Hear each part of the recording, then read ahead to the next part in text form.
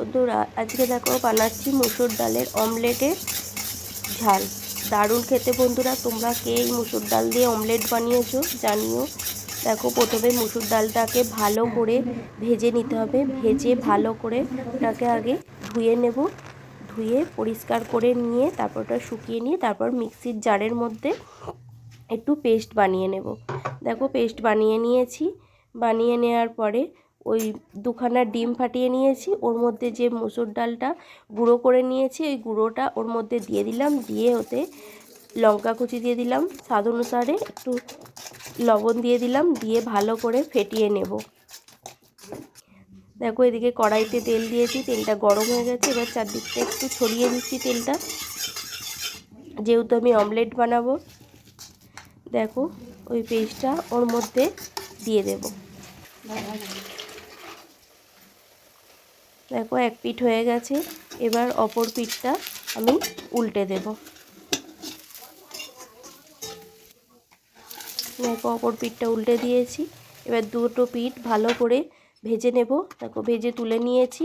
এবার অমলেটটা রেডি হয়ে গেছে। এবার আমি পিস পিস করে এগুলোকে কেটে নেব। দেখো কাটা হয়ে গেছে পিস পিস করে। এবার ওই কড়াইতে একটু তেল দিয়েছি, তেলের মধ্যে দিয়ে দিলাম পেঁয়াজ কুচি। পেঁয়াজটাকে লাল লাল করে ভেজে নেব। এরপর ওর মধ্যে দিয়ে দেব আদা বাটা, রসুন বাটা। দিয়ে ভালো করে মশলাটাকে কষিয়ে নেব। কষিয়ে নেওয়ার পরে দেখো একটু কাঁচা লঙ্কা বাটা দিয়ে দিলাম।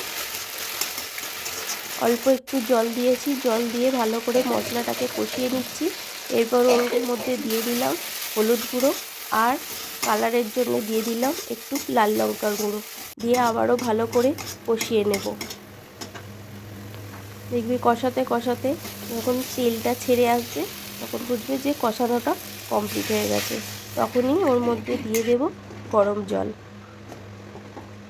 এরপর ওর মধ্যে দিয়ে দিচ্ছি যে পিস পিস করে কেটে রেখেছিলাম মুসুর ডালের অমলেট, সেটা ওর মধ্যে দিয়ে দেব।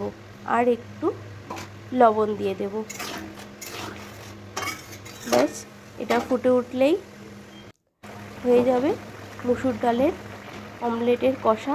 বন্ধুরা কেমন লাগলো রেসিপিটা তোমাদের জানিও। ভালো লাগলে অবশ্যই লাইক কমেন্ট করবে। দেখো হয়ে গেছে। এবার এটাকে নামিয়ে নেব। ঠিক আছে বন্ধুরা, টাটা। আবার নতুন কোনো ভিডিও নিয়ে তোমাদের সামনে হাজির হয়ে যাব। Bye bye.